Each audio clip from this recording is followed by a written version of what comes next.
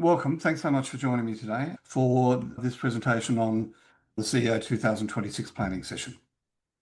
What I'm going to do is take you through a high-level planning process, and I'm also going to provide you some AI prompts to help you accelerate some of this. So we'll get going. So who's the session for? It's for founders and CEOs who are building real businesses. My coaching practice is predominantly focused at leading CEOs leading private companies where you've got businesses that are growing, teams that are growing, and your complexity of your business is increasing. If you're looking to build a business that can run without you one day, you're absolutely in the right room. So these are some of the pain points that founders who I coach and when I started coaching them are experiencing. Have a look through them. Do any of these resonate with you at the moment? Love you to throw something in the chat to say, which is your biggest pain point?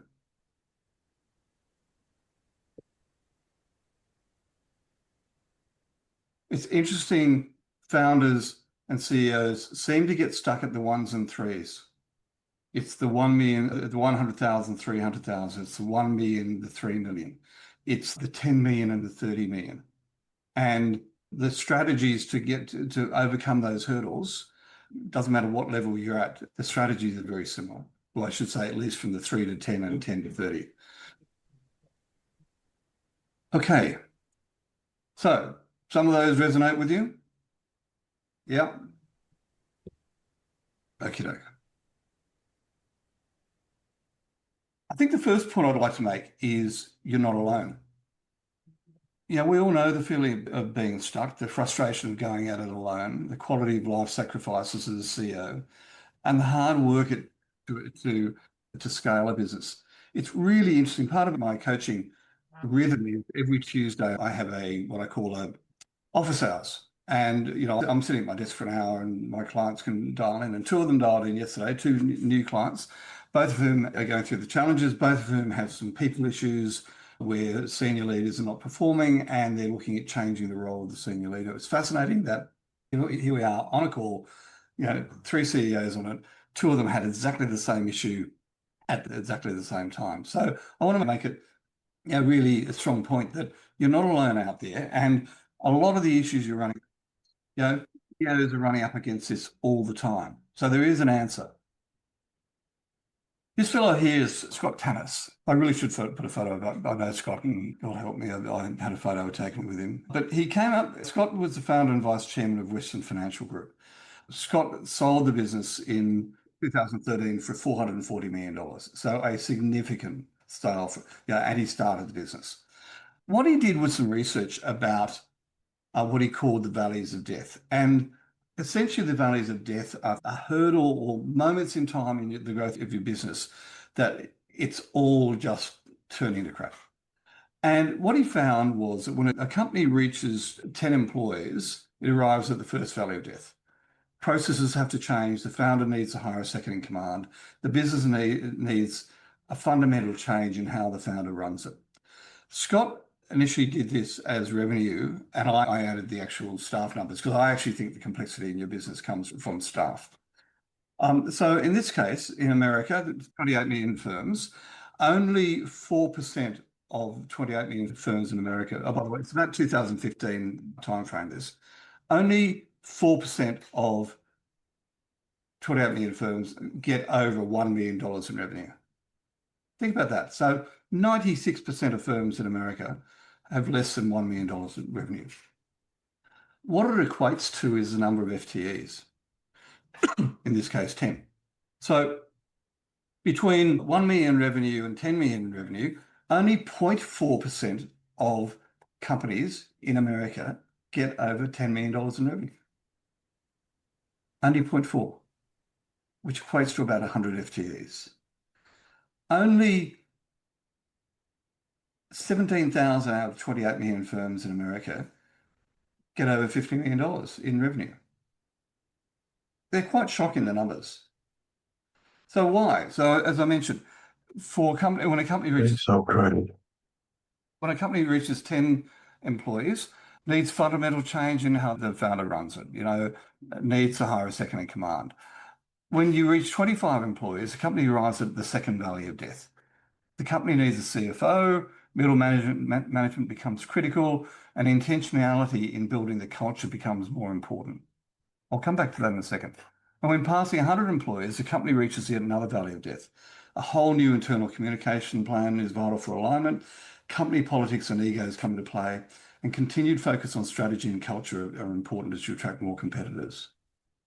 So to break through these valleys of death, the company and its leaders must break through, find a new way to succeed, scale it while making money and maintaining culture. I'll give you an example of one of my clients I've just got off a call with. They started with me 4 years ago. They had 12 staff. They were about 6 million, 15 staff. They were 6 million in revenue. This year, they're going to hit 25 million in revenue, and they're going to be somewhere between 80 and 100 staff. So it's significant growth, done really well, and their profit margin is growing every year. Recently, they've had some really significant issues at the second level leadership. And sitting down with the CEO, because the CEO is very busy, very focused on the business. But I just said to him, are you still interviewing every member of staff for values? And he said, no. And I said, well, there's the issue you've got with two of your second run leadership team who have not worked out, is because the founder's values and the company's values are not being significantly looked at during the hiring process. And my client has now gone back to interviewing half an hour only every single new hire in the business, and interviewing based on values and a series of values questions we've developed. One of the significant changes. So if you look at the picture again. Now, what is really interesting is that this translates across geographies. I've looked at Mexico, I've looked at Brazil, I've looked at Europe, US, and Australia. And if you look at it, 96.23% of firms in Australia are less than $2 million revenue. 3% are between 2 and 10 million. And only 0.5% are above 10 million. Very similar percentages to the stats I showed you in the US. So only 100,000 firms in Australia are at the $2 to $10 million revenue mark. So who am I? I've sat in your chair. I've been a CEO 5 times. I've made plenty of mistakes. Most of what I share today comes from learning from those lessons the hard way. What we're going to be talking about today is peer-to-peer, not theory. So yeah, I've been an operator, director, coach, and mentor. As I said, I've run 5 firms as a CEO from 5 to 8 FTEs up to 600.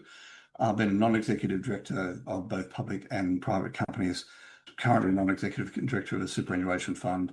I've now coached hundreds and hundreds of CEOs and leadership teams, and I've seen the same challenges in every seat. So the lessons are absolutely there and absolutely teachable, coachable to get you past these valleys of death. So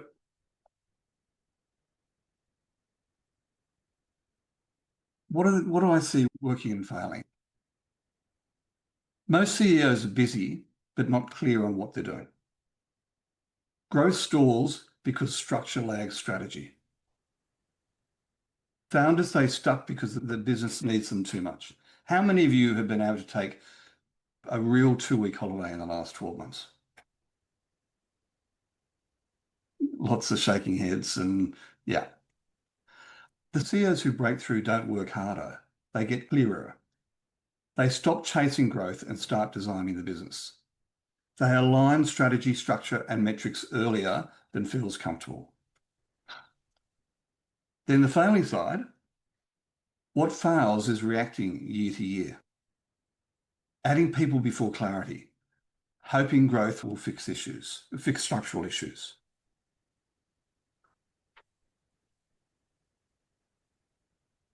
The other thing is, most growth problems are not market problems. It stalls because clarity fails, but structure lags, and the CEO becomes the bottleneck. Today is about fixing that upstream, not firefighting the downstream. I do have, however, have an agenda, which I just want to be upfront with so you don't feel as though you're going to be ambushed. Today isn't a sales pitch, but there is a next step for some of you. By the end of the session, you'll know whether a 2026 game plan session makes sense for you. That's a half an hour session with me where I help you solve some of your issues. The session's complimentary and I want to explain why. The game plan is where we do the real thinking. We look at your business, your goals, your constraints, and whether there's a clear path forward. It's complimentary because it's not about selling. It's about fit. I only work with a small number of founder CEOs long term. The game plan lets us both decide whether working together would actually create any value. Some of you will do the game plan and go no further. Others will decide to keep working together with me. Others will say, hey, this was really education, but it's not the right time. Thanks very much. Either way, this session's about teaching and about sharing lessons, but I just don't want you to feel ambushed later on, okay? So before we look forward, what I want to do is look back. You're here because you already know 2026 matters. We're not going to convince you to spend time on that. What we are going to do is make sure you're building the future from reality, not hope. So before we look forward, we look back. So what I want to do now is reflect for you to spend 5 minutes only reflecting on the past year. It's private. It's no talking, just thinking, be honest. No one else will see it. I'm going to set aside time in a moment. I'll be silent. But what I'd like you to do is, on a piece of paper, jot down your thoughts for these questions.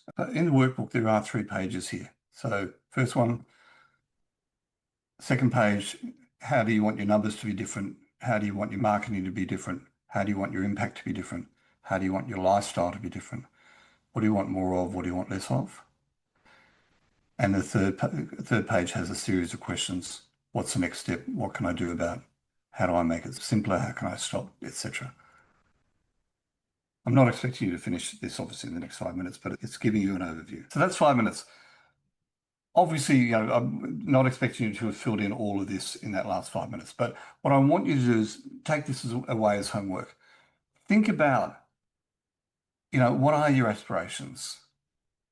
Where do you want to go? Not only business-wise, but personally as well. We did not become CEOs and founders to work, to have no life. That's not why we did this. We've got caught in it and we need, part of the planning we're going to be talking about today is, how do you want your lifestyle to be different? How do you want your impact to be different? What do you want more of? One of my new clients recently, just before Christmas, she texted me, she said, Jonathan, I can't tell you how happy I am. I went hooky today. She took the Friday off. She said it's the first weekday I've had off in 3 years. And she had pulled out a novel that she was writing 15 years ago and had a look at it and started writing it again. For the first time in over 3 years, she'd had the chance to actually step back and just go, that's one of the things that we want to get you guys towards. So what we're going to do today, we're going to walk you through a direction where this business is actually going, where your business is going, the intent, how you'll lead and what winning looks like. Choices, we're going to look at a few strategic moves that matter most. Structure, the team required to support that structure, and rhythm and visibility, how this turns into execution. So first thing, direction comes first. Everything that follows depends on the direction you're going. Strategy, people, execution all fail without knowing what your direction is. If your direction is unclear, the rest is noise. So this is where we start.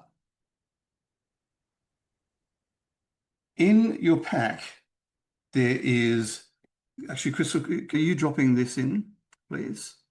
The 3-year Vivid Vision tool will actually drop it into the chat for you. This is not something that you're going to do today. We're going to ask you one question from this today, but I want you to take this away and do some work on it. The background behind this is it comes from a guy called Brian Scudamore, who was the founder of a company called 1-800-GOT-JUNK. Now, 1-800 Got Junk, I think to this day is still the fastest growing franchise in the world. He was a college, he set up a business, cheap truck, picking up rubbish from people's houses while he was pay for college, pay for university. He got to a team of about 12, all part-time, and it was just killing him. And he just didn't know what to do. So what he did was he took a piece of paper, a pad of paper, and a pen, and he went down and sat by the water with a beer. Actually, six-pack, I think, from memory. And Brian wrote out, he called it in his 3-year painted picture. What is it that he wanted in his business and his life 3 years from now? This has been adapted by his, then later on, his COO, a guy called Cameron Herold, who's a mate of mine from America. Cameron has wrote a book called Double. It's excellent. And he talks about the 3-year personal and company vision worksheet. We're dropping that. We're going to drop the actual tool. Sorry, Crystal's already done that. Thank you, Crystal. The actual tool into the chat. So please download it. What I recommend you do is take a day off, take a bottle of wine or whatever it is you like, go and sit by the water with a pen and paper and complete this 3-year vivid vision. In there are loads and loads of questions that are going to help you clarify where you're going. It will give you, almost guaranteed, more clarity on what you want in your business and your life than you've ever had before. So I highly recommend you take this tool and go and do it. Now, having said that, we don't have time to do that now. But what I want you to do is grab a pen and paper, and I want you to write down the answer to this question now. Just 1 or 2 paragraphs. If we were meeting here 3 years from today, and you were to look back over those 3 years to today, what has to have happened during that period, both professionally and personally, for you to feel happy about your progress? Go out 3 years, look back. What has to have happened over the last 3 years, professionally and personally, for you to be happy with your progress? Just take a couple of minutes and have a think about that. Okay, how'd you go? A bit of clarity? Yes, no? Okay. I'm going to ask you now a question. How many of you are using AI at the moment? Hands up. Are you using it daily? Daily? Yes, no? Okay.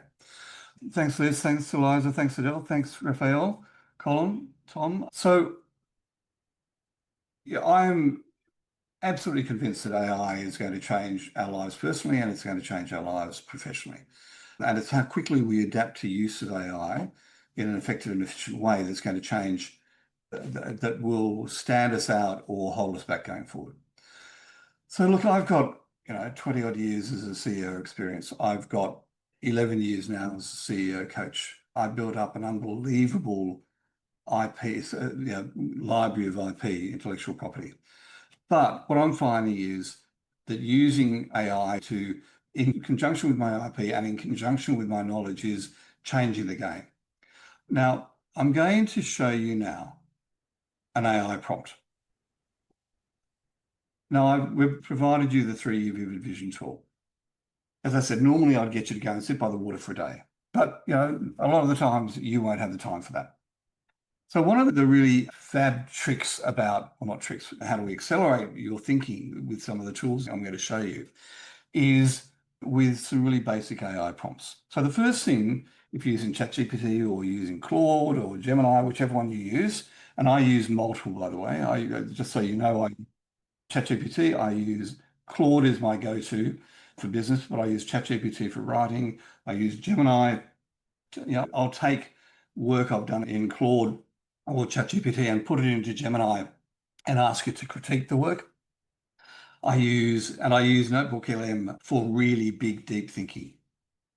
But one of the tricks here is if you go into your AI of choice and you upload my tool, the 3-year vivid vision tool, upload it into the chat, and then if you use a prompt like the one I put on the screen, act as Jonathan Herps, strategic advisor to founders and CEOs. Now, remember, the AI has read everything. So it's got I've done 300 plus blogs. I've done for CEOs. I've done 130 CEO interviews for my podcast. I've done about 50 now, 10-minute plus video teachings. And these workshops, I've done about 15 of these. So there's a huge amount of information out there that the AI can jump into.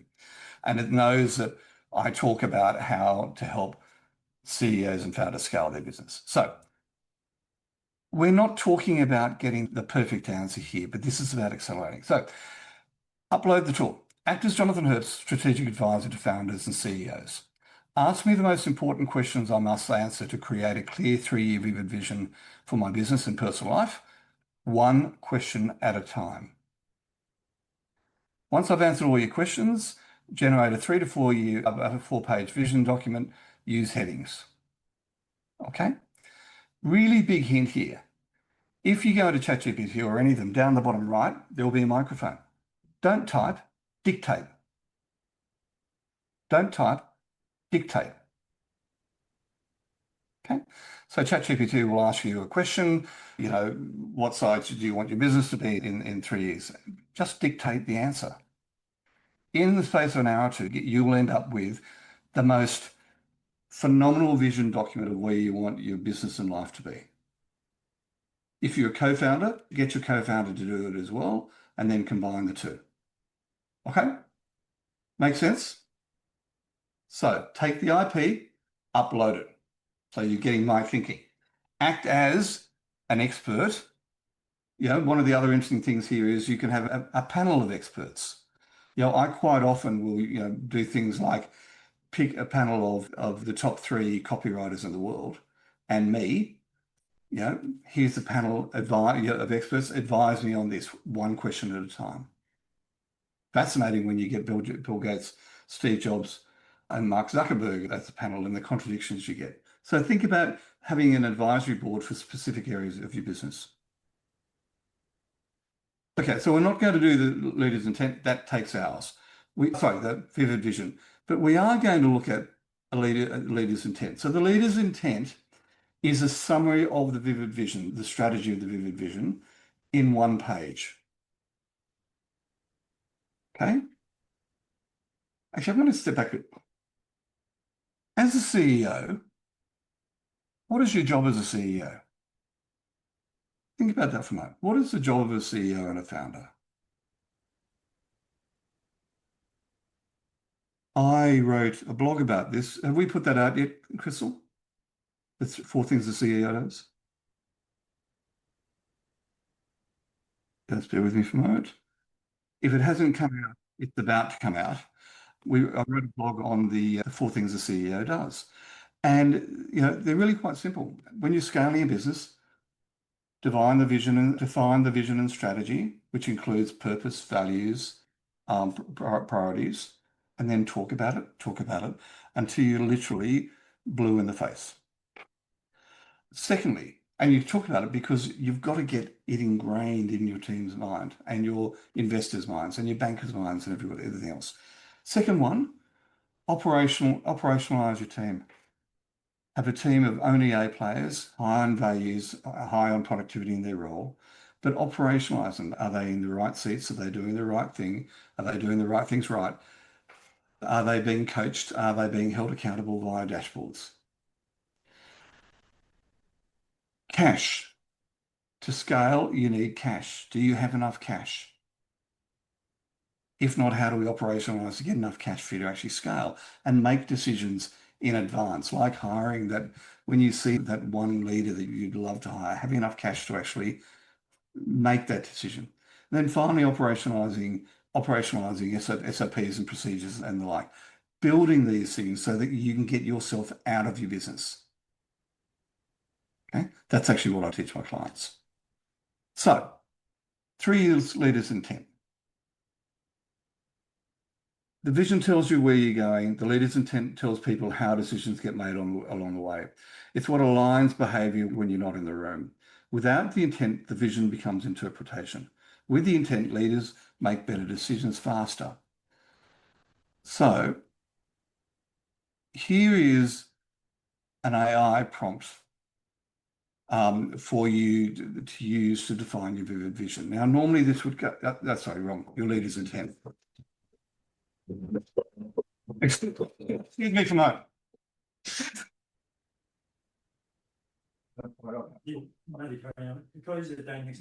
Yeah.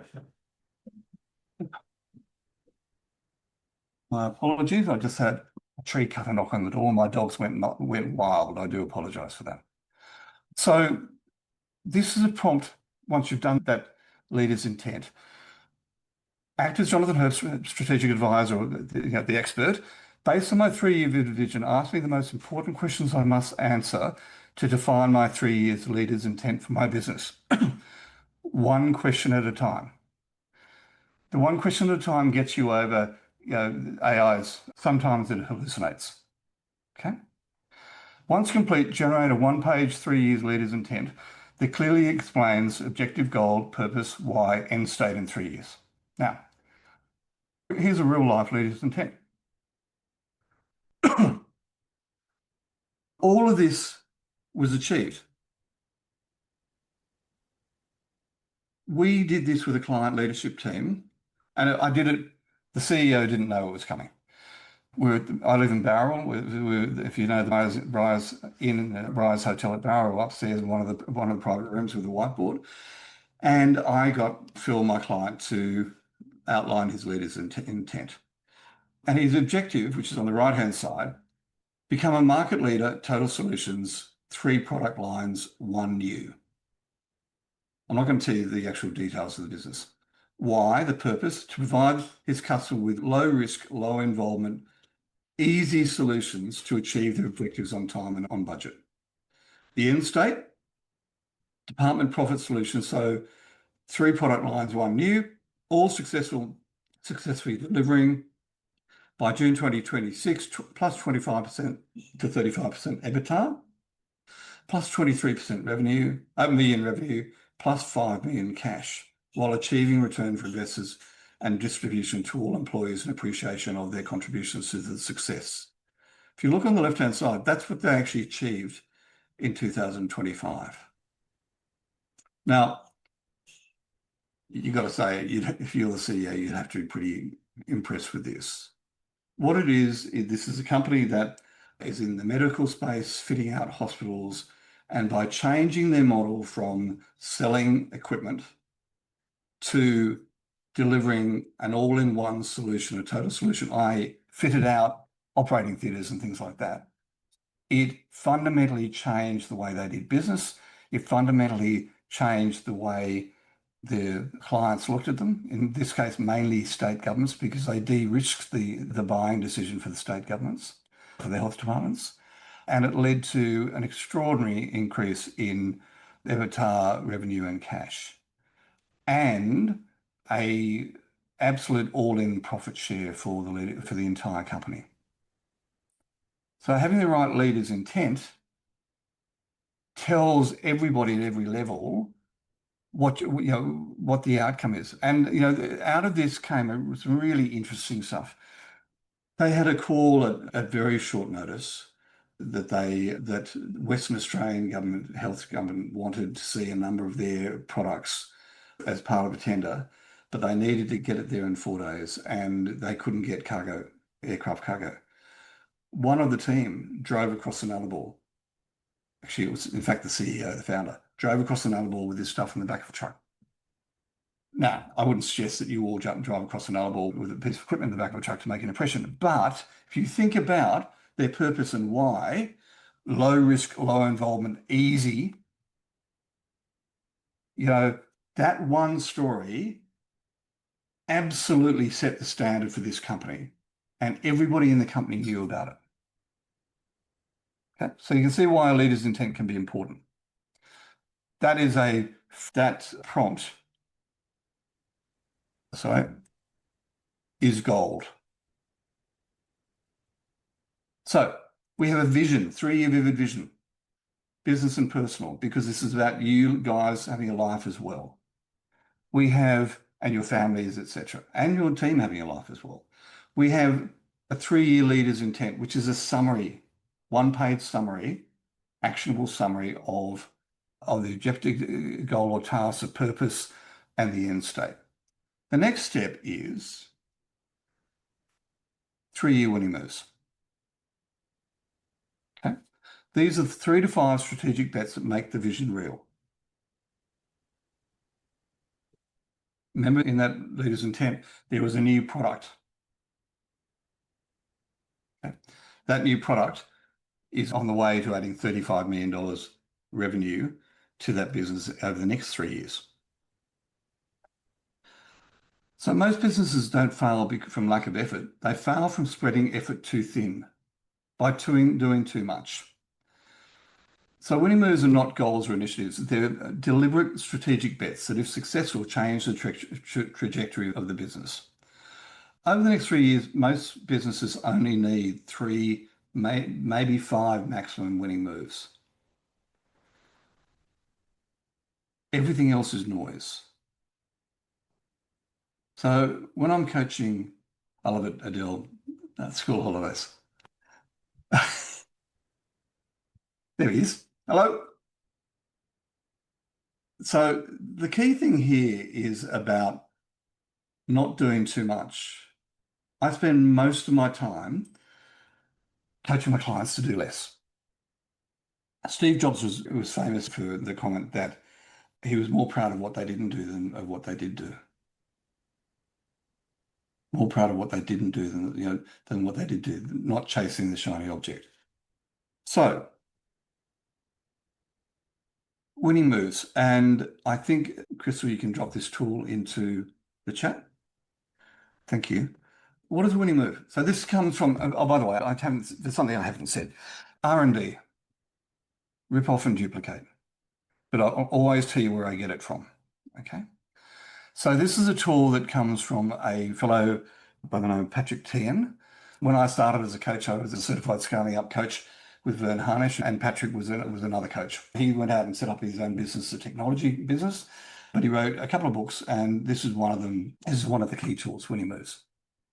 So the idea is identify 3 to 5 only winning moves that will either double your revenue or double your profit in the next 3 years.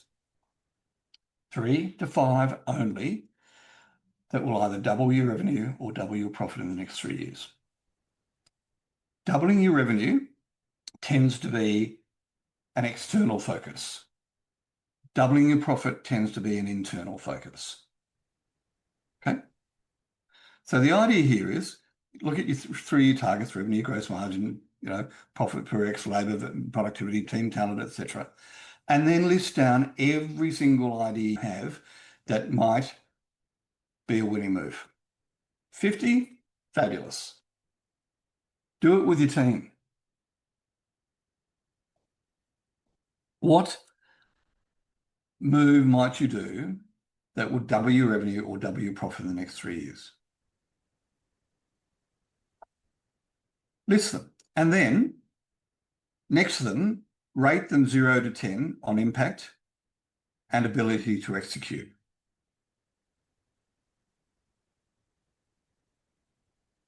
Okay, so a 3-year revenue winning move changes the shape of your revenue, not just the flow. It'll permanently shift who you serve, what you sell, or how you grow. Think about my client before. So he decided that he wanted one extra product line, and he was very specific about what that product line was, that he felt would have tangible effects on hygiene, the environment, and the ease of hospital workers working. And he knew there wasn't a solution in the market. So that was, he decided, was one of his winning moves.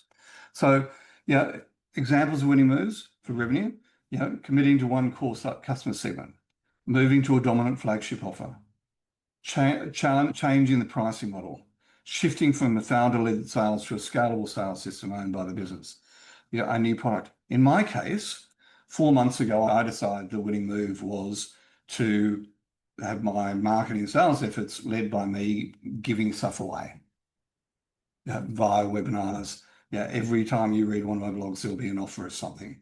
I give it away for free because I know at some stage one of you will pick up the phone and say, "Hey, Jonathan, I'm ready to have a chat." But I educate, I give case studies, and I give it for free. And guess what? We had 106 registrations for this webinar today. Yeah, says a lot about, and you're all CEOs or founders. So that's my winning move. So put them down, list them, work with the team to come up with the ideas, rate them, impact, ability to execute. I have another 2 tools that will help you actually rate them. Okay, I've only, for time, I've only put this one up. And then, hey, surprise, we have an AI prompt. Add the winning moves tool plus the other 2 into your ChatGPT or your AI of choice. Act as Jonathan Herps, strategic advisor to founders and CEOs. Based on my 3-year vivid vision and my 3-year leaders intent. So you're going to upload those as well. You can see how we're cascading the thinking down. Upload the 3-year vivid vision, upload the leaders intent, upload the IP, my tools. Ask me one question at a time to help me identify my 3-year winning moves. Once complete, generate a 1-page winning move summary that clearly states the winning move, why it matters, what must be true for it to succeed, what we will stop or deprioritizing. Note the last one. What will we stop or deprioritize as a result? One of my clients came down to Barrel a couple of days in November. And essentially I went in and out of his hotel for an hour at a time and gave him his homework and let him work and focus on the business. Highly recommend this, guys. Get away from your day-to-day life to think on the business. I go away every quarter for 3 days, and every half year I go away for 7 days. I call it my think week. This is where I build the stuff I'm showing you here. Where I look at what's going on, where I realize that unless I really embrace AI, I can't help won't have the impact on my clients. The impact of just these really simple prompts is having on my clients is unbelievable. So, one question at a time. My client in Barrel, how many questions do you think the AI asked him? 79. It took him 3 hours. Remember, he was dictating the answers. 3 hours later, he came up with 5 winning moves, 2 internal, 3 external. And then the next thing was, I gave him another prompt to actually then deep dive into each individual winning move.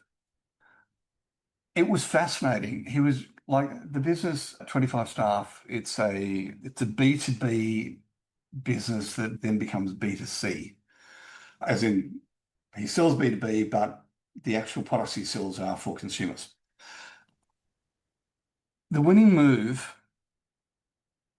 the big winning move really surprised him. And it was, just focus your sales team on sales.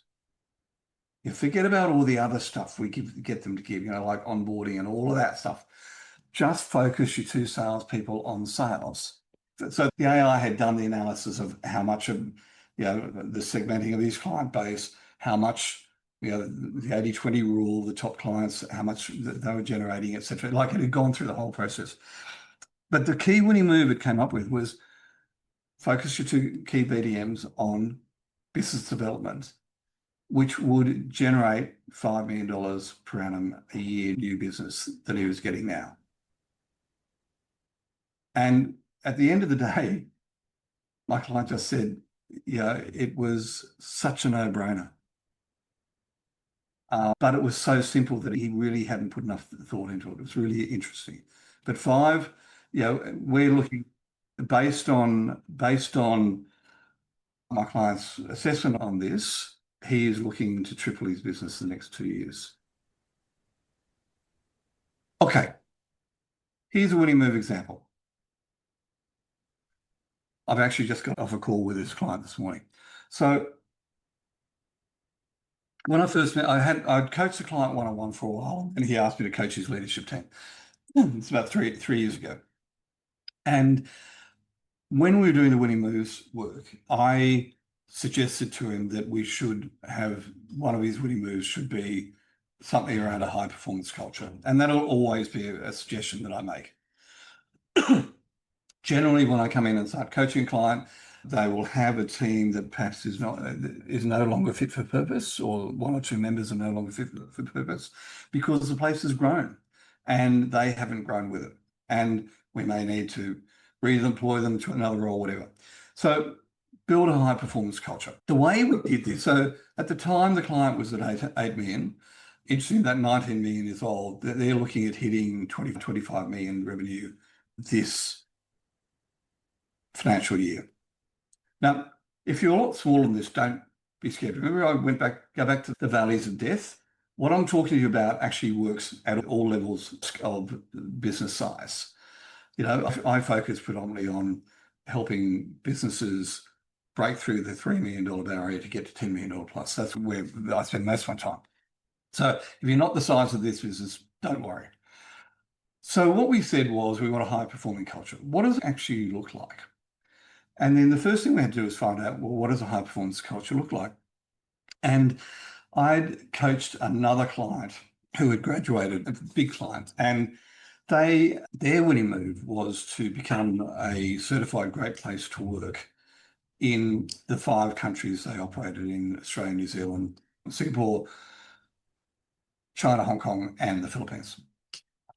And that was when we started, and 2 years down the track, they hit that well and truly ahead of the game. And the reason was they had an unbelievable lady who was head of people and culture. And so when my client said that they decided this was a winning move, I rang Maria and asked, because she'd retired, was she available? So one of the key scaling, probably the key to scaling is who, not how. Who do you have? The first thing you should be thinking about if you're going to make changes in your business is who can help me do this, not how do I do it.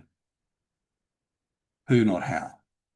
So we rang Maria. We brought Maria in, worked with them for 3 months to come up with a plan. We looked at the Certified Great Place to Work certification process because it gives 68 measurable checkpoints. So that became our OKRs and KPIs to actually achieve the goal. So where's the company at now? I mean, Maria is working there 3 days a week. That was never her intention, but she's now head of people and culture. Who, not how. The business went from about an average 60% in a typical company in Australia said their company was a great place to work. The last time we checked and measured, which was in December, there were 92% of their people say it's a great place to work. 100% said that people care about each other. 98% of the staff said they feel safe, included, and respected. And this stuff's not marketing spin. This is real, measurable things. And even beyond the numbers, which $8 to $25 million, retention's up, performance is up, and the CEO isn't stuck in the weeds anymore. We can do this at $1 million revenue or a variation of it. So winning move, client culture. Okay. So quick check. Can you drop a number in the chat? How clear is your winning move, or your top winning move right now? Foggy, crystal clear? What do you reckon? Is this a new concept, the winning move concept? Is this new to you? Is it something that you're going to execute on? Cool. Colin 10, Irene 7, Eliza 7, Jonathan 7. You even got the right spelling of the name, Jonathan. Okay. So one of the key things of winning moves is most teams are built for where the business has been, not for where it's going. Okay, it's built for where the business has been, not for where it's going. Roles, decision rights, and ownership lag behind strategy. So people's strategy is not about performance reviews or culture all up. It's about designing an organization that can execute the winning moves. First comes strategy, then structure, then people in the right roles doing the right thing. The structure's wrong, effort increases and results slow down. Okay? This is where most CEOs get caught up. The structure's wrong and you're still in the business, in the weeds, So people strategy, also I've just jumped ahead one. Sorry. People strategy follows strategy, structure supports strategy. Okay. Now, I'm not going to go into people strategy now. I don't have time in 90 minutes. I'm running another workshop next month, and I'm going to be talking about people strategy. Okay, so keep an eye out. You'll get an email. That's the next rhythm of the workshop where I'll actually deep dive into that. What I am going to do now, though, is talk about how you get from a 3-year winning move to today. Okay, and it's a basic structure around what I call swim lanes and a 12-quarter plan. So this tool is in your pack. You see it starts with the vision for my business is, what are my 3 to 5 winning moves? State them in a sentence. Then below each quarter, we're going to map out what that means for each winning move over 12 quarters. Okay, map it out over 12 quarters. What you're going to find is it's really clear this quarter, and it's going to get really murky 12 quarters out. And that's okay, because this is a rolling 12-quarter plan. If you think about my client and the certified great place to work, the first thing was they weren't convinced. So we spent the first quarter me convincing them that this was the right thing to do. We spent the second quarter finding the who and bringing Maria on to help them start planning it out.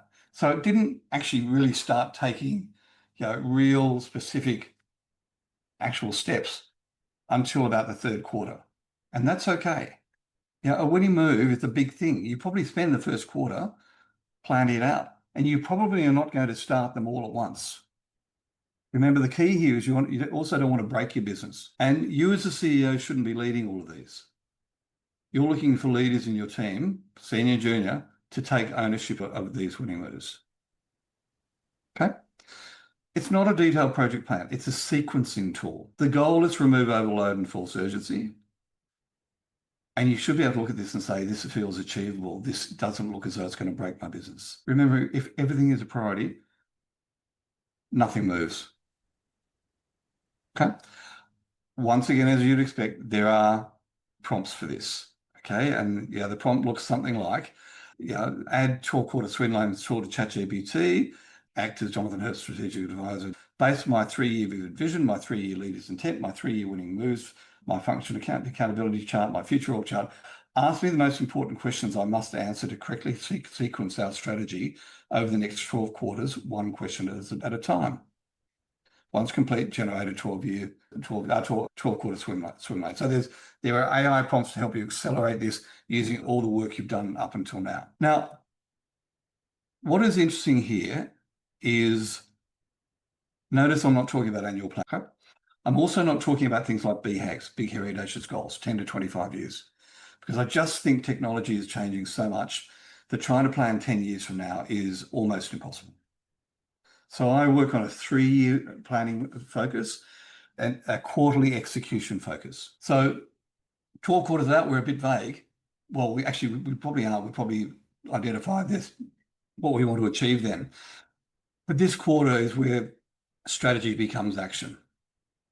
The thing is, annual plans drift, weekly plans get noisy. So you want, the quarter, in my view, works. And the thing about it is that if the quarter's not clear, the team will default to urgency and firefighting. So here is a quarterly sprint planning tool. Once again, it's in your pack.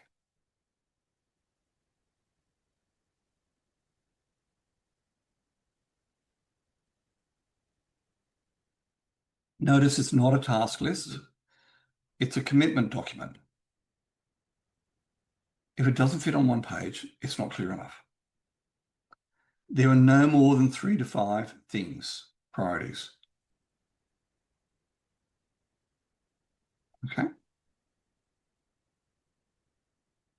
Notice leader's intent is in there. Reminds everybody where you're going. What's the number one priority for the quarter? And then what are the other 2 or 3 or 4 or 5? Who's responsible? Remember, always who, not how. And it shouldn't be you all the time. And then what are the key initiatives? 3 to 5 for each of these priorities. And at the bottom, the theme, what's the rallying cry? What's the theme for the quarter? We should always have a theme, and we should always celebrate achieving our quarterly goal. Once again, surprise, there's an AI prompt to help you put this together based on all this cascading knowledge of work you've been building up. Okay, just keep an eye on time. What gets measured gets managed. Visibility drives behavior. Visibility drives behavior. What I find when I start with a new client is that most CEOs have data, lots and lots of data, but very few have visibility. So what I work on with my clients on very early on is building a CEO dashboard. And the CEO dashboard, which I'm going to show you, once again, it's in your pack. It's not a report, it's a decision tool. Its purpose is so that you can know quickly and confidently whether your business is on track. If you can't see problems early, you only get to react later. This is what my coaching model is all about, is highlighting this stuff early so that you can work on the business, not in the business. So in the pack, you'll find the CEO scorecard. Once again, it's in the pack. If you go onto YouTube and search me up, Scale Up Growth is my YouTube channel, you will find specific teachings on this one tool. Okay? So I suppose that's the other thing. Go looking at my blogs, go looking at my YouTube channel. I'm giving lots of stuff away. If you want to have a chat about any of these aspects, book a call with me. Crystal's been putting a link to book a call. Come and have a chat. And very happy to just spend a bit of time with you. In fact, she's just started again. This is what happens when you've got a good who backing you up. Come and have a chat and let's solve some of these problems for you.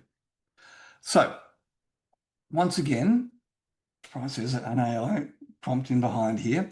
Load the tool, act as me based on my vision, my winning moves, my quarterly plan, but ask me the most important questions I must answer to design a simple and effective CEO dashboard, one question at a time. Once complete, generate a one-page CEO dashboard that clearly shows critical numbers the CEO must review weekly, leading indicators, blah, blah, blah, blah, blah. And this is something you look at weekly and actually, the best way to do this is get your leadership team to upload the KPIs, the actual numbers weekly based on their KPIs. They should rate it red, yellow, green, and then they should make a comment. Red, so green, we're on track. All good here. Don't need to look at. Yellow, we're off track, but we have a plan to get back on track. Red is we're off track and we don't have a plan. Okay. Once again, there's another complete training on the CEO dashboard. I highly recommend you go and have a look at it.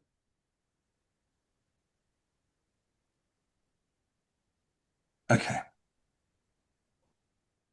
So I wanted to leave a little bit of time for questions. So let's look at what we've done today. I know, look, this feels a bit like a verbal vomit for me. I've shared a hell of a lot of information with you, but keep in mind in the workbook, there are some of the prompts there are some of the tools you can ask for. The tools. We'll very happily share them with you. Okay. So what do we look at? We looked at the direction where your business is actually going. We looked at your intent, what winning looks like. We looked at a few strategic moves that matter the most. We didn't get into structure. We looked at rhythm and visibility, how we turn this into execution. So, essentially you've got two choices now. Option one is do nothing different, let 2026 arrive, well, it's already here, and hope clarity appears. The other option is decide deliberately, turn insight into a plan, and design the year before it designs you. Guys, what I'm taking you through here seems like a lot, but you could do this in 2 days. Remember, this doesn't need to be perfect. It just needs to be getting out there. And you can move and pivot as you go. Okay? What I find is that most people leave sessions like this feeling inspired. And then the weekend hits and then Monday hits and it's like, Option 2 is a decision. It's not a commitment to coaching, it's a commitment to clarity. It's choosing to slow down briefly so the next year moves faster and cleaner. Okay? Slow down briefly so that this coming year moves faster and cleaner. Whoops, sorry. This is my coaching model, just so you're aware of it. The $10 million business that can run without you. As you know, it also works for bigger businesses because I've got clients here as well. But there are 3 foundations here. At the bottom, clarity and plan. So a 3-year vision, strategy, and winning moves owned by all. Scorecards and accountability that drive results, and from owner reliance to owner freedom. Essentially, we covered the bottom right, 3-year vision and winning moves owned by all. That's what we covered at a high level today. On the left-hand side is the team build. So organization built to scale. What does your team look like, now, 6 months, 12 months, 2 years, 3 years to support your strategy? A players at every seat. How do you actually achieve that? And then finally, this culture of ownership and responsibility. And on the right-hand side, it's all about scaling and profit. So, how do we build an operations engine that can scale reliably? How do we build a marketing and sales engine that can drive your growth? And then how do we convert all of that into growth, profitability, and increased valuation? And the other bit I haven't really covered is that bottom left, from owner reliance to owner freedom. A lot in here about you. How do we, not necessarily, perhaps change to a point, but how do we help you scale yourself and then scale your business? To summarize it, this is all about growing a business that can scale without you if you choose. We want a business where you can actually take some time off.